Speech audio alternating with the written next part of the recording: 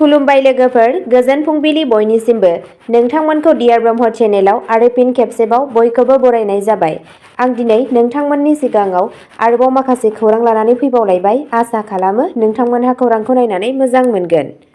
आरो नोंथांमोनहा बेबादिनो सानफ्रोमबोनि गोदान खौरांनि आपडेट मोननो थाखाय चेनेलखौ साबस्क्राइब खालामनानै लादो आरो खौरांखौ मोजां मोनोब्ला अन्नानै लाइक, शेयार आरो कमेन्टबो खालामनानै होलांब्लानो जाबाय।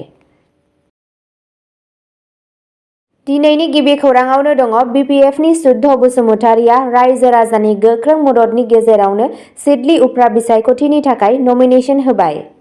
सिडली विधान सभा बियाबनि उफ्रा बिसायख'थिनि थाखाय बडोलेण्ड पिपल्स फ्रन्ट BPFनि बिजाथि सुद्ध बसुमतारीया शुक्रबारखालि गावनि नमिनेशन बिलाइखौ गथायो, जाय बोथोरनि जेंना गोनां थासारिनि गेजेरावबो रोजा रोजा मददगिरिफोरखौ बोनो हादोंमोन। गथायनाया काजलगांव जिल्ला कमिशनारनि मावख'आव जादोंमोन, जेराव गोबां सुबुंफोरा गुदि थाखोनि गोख्रों मददखौ दिन्थिदोंमोन। रायजोनि मोनबा बियाबाव उफ्रा बिसायख'थिनि थाखाय नमिनेशन गथायनायनि जोबथा सानाव BPFनि आफादगिरि हाग्रामा महिलारीया सिडलीआव थानाय जिल्ला गेलेमु आफादनि गेलेग्रा फोथाराव मोनसे गिदिर सुबुं गौमायाव बिबुंथि लाखियो। बिथाङा रायजो राजाफोरखौ बसुमतारीनि थाखाय मोनसे थिरांथायारि देरहानायखौ रैखा खालामनो खावलायदोंमोन, फोथायनायजों बिनायसानि फारसे 80,000 भटनि फारागथिखौ इयुन रादाब होदोंमोन। गावनि बिबुंथिनि सायाव महिलारीया थांनाय विधान सभा बिसायख'थियाव इउनाइटेड पिपल्स पार्टी लिबारेल UPPLनि देरहानायनि दाबिखौ सोंथि खालामदोंमोन आरो बुंदोंमोन दि नंगुबै जाफुंसारनाया आरोबाव जेबो रंजानाय जानाय नङामोन।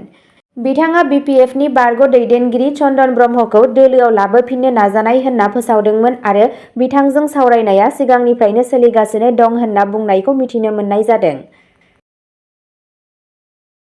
नैथि खौराङाव दङ बङाइगाव उफ्रा बिसायख'थिनि थाखाय NDAनि बिजाथि दीप्तिमयी चौधुरीया नमिनेशन गथायबाय। बङाइगाव विधान सभा बियाबनि थाखाय जानो गोनां उफ्रा बिसायख'थिनि सिगां NDAजों मदद होजानाय बिजाथि दीप्तिमयी चौधुरीया मैया मावख'आरि महरै गावनि नमिनेशन बिलाइखौ गथायदों। बिथांजों लोगोसे मन्त्रि रन्जित कुमार दास, AGPनि बारग' आफादगिरि अतुल बरा, MP जयन्त बसुमतारी आरो बारग' MLA भुपेन रायजों लोगोसे मख'जाथाव सुबुंफोरबो दंमोन। चौधुरी, जाय 8 खेब MLA जानो हानाय फणिभूषण चौधुरीनि बिसि, जाय दा बरपेटा लक सभा सिटनि थान्दैनि खालामग्रा सासे MP, कंग्रेस बिजाथि ब्रजेनजित सिन्हानि हेंथायै बादायलायनायनि थाखाय साखाफारा जागासिनो दं। बिनि सिगाङाव 24 अक्ट'बराव BJPआ उफ्रा बिसायख'थिनि थाखाय गावसोरनि बिजाथिफोरखौ फोसावदोंमोन, जाय मोनथाम विधान सभानि मासिफोरनि गेजेराव मोननैनि थाखाय मुं थिसनदोंमोन। चौधुरीजों लोगोसे दिगन्त घाटुआरआ बेहालीआव कंग्रेसनि बिजाथि जयन्त बरानि हेंथायै मोगा-मोगि जानानै पार्टीनि थान्दैथि खालामनो थियारि। बेनि गेजेराव निहर रन्जन दासआ धलाईआव कंग्रेसनि ध्रुवज्योति पुरकायस्थखौ फेरफाथिगोन। बिसायख'थिनि जोबथा मासि सामागुरियाव BJPनि दिप्लु रन्जन शर्मा आरो कंग्रेसनि तानजिल हुसेननि गेजेराव बादायलायनाय जागोन। BJPनि बिजाथिफोरनि अनगायैबो इउनाइटेड पिपल्स पार्टी लिबारेल UPPLआबो सिडली मासिनि थाखाय नमिनेशन गथायनानै गावनि सिनायथि होदों। थामथि खौराङाव दङ आसाम सोरखारा दिवाली 2024 मायथाइनि सिगां बेथन क्रेडिट फोसावदों। खौरां बिजोंनिफ्राय मिथिनो मोननाय बायदियैब्ला आसामनि गिबि मन्थ्रिया फोसावदों दि रायजो सोरखारा 28 अक्ट'बर 2024 मायथाइनिफ्राय गावनि मावफारियाफोरनो बेथन क्रेडिट होनायखौ जागायजेनगोन। बे हाबाफारिनि थांखिया दिवालीखौ सोरखारि मावफारियाफोरनि थाखाय मोनसे जर'खा फालिथाय बानायनाय। बे थिरांथाया राङारि रेहाय होगोन आरो मावफारियाफोरखौ गावसोरनि फोरबोनि खरसानि सिगांनिफ्रायनो सानथांखि बानायनो गनायथि होगोन होनना मिजिंथिनाय जादों। बे आगानखौ रायजोनि मावफारियाफोरा बरायदों, जायफोरा बेखौ सोरखारनि मोनसे साननो गोनां आखु महरै नायदों। दिवाली, जायखौ सोरांनि फोरबो मुङैबो मिथिनाय जायो, भारतनि बयनिख्रुइबो मख'जाथावसिन फोरबोफोरनि गेजेराव मोनसे, जायखौ जोबोद गोसो गुदुं आरो रंजानायजों फालिनाय जायो। बेथनखौ थाब राननाया मावफारियाफोर आरो बिसोरनि नखरफोरनि गेजेराव फोरबोनि थुलुंगाखौ बांहोनो हागौ। ब्रैथि खौराङाव दङ BTRआव हांसो फार्मनि थाखाय जौगाहोनाय।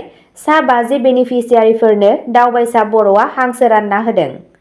BTCनि भेटेरिनारि आरो जिब जुनार फिसिग्रा बिफाननि बानजायनायाव डिमाकुसि जेमेस बेंगा गेलेग्रा फोथाराव खुंफुंनाय मोनसे हाबाफारियाव मानगोनां मावफुं सोद्रोमा श्री दावबायसा बर'आ दिनै सा 50 मुलाम्फायारिफोरनो हांसो राननानै होयो।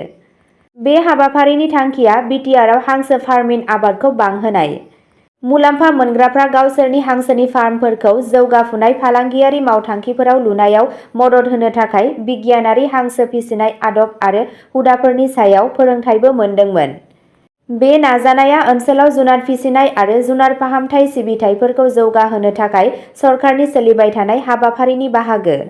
ओनसोलारि आबादारिफोरखौ सम्पद आरो गियानजों गोहो होनानै बिटिआर सरकारा रांखान्थियारि जौगानायखौ थुलुंगा होनो आरो जिउ राहाखौ जौगाहोनो मिजिंथिदों। बेबादिनो हाबाफारिया गुबुन ओनसोलफोरावबो जाफुंसारदों, जेरै तामिलनाडुआव, जेराव लाइभस्टक डेभेलपमेन्ट एजेन्सिआ जुनार जौगानायाव मख'जाथाव दावगादों। हांसोनि आबादखौ थुलुंगा होनायजों बिटिआरआ जुनार फिसिनाय बिथिङाव जौगानो थांगासिनो दं। बाथि खौराङाव दङ आखाइ इसान दारिमिनखौ फोथांफिन्नाय। क'क्राझाराव सा 30 सि दाग्राफोरा जौगा सि दाग्राफोर मोनदों। आखाइ इसान सेक्टरखौ मख'जाथाव थुलुंगा होनानै हेन्डलुम आरो आखाइ शिल्प बिफानआ मैया क'क्राझार जिल्लायाव जेक्वार्ड मेसिनजों फ्लाइ शटल फ्रेम लुम्सनि मोनसे फालिथायारि राननाय हाबाफारि लादों। बड'लेण्ड हेन्डलुम मिशननि सिङाव औवाबारि देलायस्रि हेन्डलुम क्लस्टरनि सा 30 फोरोंथाय मोननाय सि दाग्राफोरा गावसोरनि सि दानो हानाय गोहो आरो दिहुनथाइखौ बांहोनानै बे जौगा इसान मोननो हादोंमोन। बे हाबाफारिनि थांखिया जादों गिबियाव गोदान मुगानि बिरोंदामिनजों जायगायारि आरो आरिमुगिरिफोरखौ गोहो होनाय। नैथियाव आखाइ इसान दिहुनथायनि गुन आरो आखा-फाखाथिखौ जौगाहोनाय। थामथियाव सि दाग्राफोरनि थाखाय आयनि खाबुखौ बांहोनाय आरो ब्रैथियाव दङ दोरोङारि दारिमिनखौ संरैखा खालामनाय। बे हाबाफारियाव बिबुंथि होनानै मावख'आरिफोरा बड'लेण्डनि हारिमुआरि उनमोनथायनि मोनसे गोनांथार बाहागो आखाइ इसान दारिमिनखौ हेफाजाब होनो थाखाय सरकारनि रादायनि सायाव गोसो होदों होनना खौराङाव मिथिनो मोननाय जादों। द'थि खौराङाव दङ 13 लाखनिबो बांसिन बिनायसाफोरा 27 अक्ट'बराव आसामनि ग्रेड 4 थिसनथाइ आनजादनि थाखाय साखाफारा। आसाम सरकारनि उफ्रा गाहाय नेहाथारि आरो ग्रेड 4 मासिनि थाखाय हादोरसा थाखोनि थिसनथाइ आय'ग (SLRC) नि मासिगिरि बि कल्याण चक्रबर्तीया मैया फुंनि 11 रिंगायाव बामुनि मैदाननि SSCB सिगांनि सेबा कनफारेन्स हलाव मोनसे खौरां मेल खुंदों। बे फोरमायथिया 27 अक्ट'बर 2024 मायथाइयाव जानो गोनां ग्रेड 4 मासिफोरनि थाखाय फैबाय थानाय लिरनाय आनजादनि सायाव नोजोर होदोंमोन। चक्रबर्तीया बिनायसाफोरखौ हायोब्ला सानसे सिगां गावसोरनि आनजाद मिरुफोराव थांनो बोसोन होदों। मोनसे मख'जाथाव सोलायनायाव बिथाङा फोसावदोंमोन दि आनजादनि उनाव बिनायसाफोरखौ गावसोरनि सोंथि बिलाइफोरखौ न'आव लांनो गनायथि होनाय जागोन। आनजाद मिरुफोराव हाबनायनि सिगां गोब्राब नायबिजिरनाय जागोन आरो खथानिफ्राय ओंखारनाय बिनायसाफोरा फिन हाबनायनि उनाव फिन आनजाद नायफिनगोन। आसाम थोंजों थिसनथाइ (ADR) हाबाफारिनि सिङाव ग्रेड 4 आनजादनि थांखिया मोन 42 हादोरसा सोरखारनि बिफानफोराव 5023 मासिफोरखौ आबुं खालामनाय। आनजादआ मोन 28 जिल्लाफोराव जागोन, जेराव गासै 13,79,132 बिनायसाफोरा आर'जलाइ होदोंमोन। बे बोसोराव मोननै सोंथि बिलाइ होनाय जागोन। HSLC उथ्रिनाय बिनायसाफोरनि थाखाय पेपार 1 8,27,130 आरजाथाव आरो 8 उथ्रिनाय सुबुंफोरनि थाखाय पेपार 2 5,52,2 आरजाथाव। पेपार 1 आनजादआ फुंनि 9 रिंगानिफ्राय 1:30 रिंगासिम, बेनि उनाव पेपार 2 आ बेलासिनि 1:30 रिंगानिफ्राय बेलासिनि 4 रिंगासिम जागोन। मोनसे मोजाङै आनजाद खान्थिखौ रोखा खालामनो थाखाय गासै जिल्लाफोराव जिल्ला कमिशनार (DCफोर) आरो पुलिस सामलायगिरि (SP)फोरजों मोनसे जथुम खुंनाय जादों। रेलजों दावबायग्रा बिनायसाफोरनि थाखाय जर'खा ट्रेन सिबिथायनि राहा खालामनाय जागोन। मोनफ्रोम मिरुआव सा 20 निफ्राय 30 पुलिस मावथिफोरजों लोगोसे सा 1 लाखसो सोरखारि मावख'गिरिफोर आरो मावफारियाफोरा आनजादखौ नायगोन। आनजादनि नेमफोरखौ सिफायनाय एबा प्रसेसखौ गाज्रि खालामनो नाजानाय जायखिजाया सुबुंनि बेरेखायै आयेनारि राहा लानाय जागोन होनना खौराङाव फोरमायनायखौ मिथिनो मोननाय जादों। स्निथि खौराङाव दङ सामागुरि बियाबाव बिजेपि भार्सेस कंग्रेस दाङाबाजियाव सासे बिजेपि मावथिनि जिउ खहा जाबाय। खौरां बिजोंनिफ्राय मिथिनो मोननाय बायदियैब्ला मुश्री जयन्त मल्ल बरुवाया शुक्रबारखालि फोरमायदोंमोन दि नमिनेशन दाखिल खालामनाय समाव बावैसो जानाय दाङाबाजियाव जोखोम जानाय भारतीय जनता पार्टी (BJP)नि सासे मावथिआ थैबाय। रिपर्टनि बायदियैब्ला खौरां बिजोंनि सिगाङाव जयन्तआ बुङो, दाङाबाजियाव जोखोम जानायनि उनाव फाहामथाय लाबाय थानाय मावथिआ मैया शुक्रबाराव रुंसारि जायो। बेयो जोंनि थाखाय जोबोद दुखुनांथाव खौरां। सामागुरियाव मोनफ्रोमबो बिसायख'थियाव कंग्रेसजों थुलुंगा होजानाय हिंसाया जेबो गोदान बाथ्रा नङा। रकिबुल हुसैनआ गोबां बोसोरनिफ्राय बेबादि खालामगासिनो दं। दा बेखौ नुनानै दि बिथांनि फिसाज्ला तनजिल हुसैनआ फेजेनजानो गोनांमोन। गोसो बायनाय रकिबुल हुसैनआ फिन खेबसेबाव बेबादि लाजिनांथाव आरो गाज्रि खामानियाव थांफिनबाय।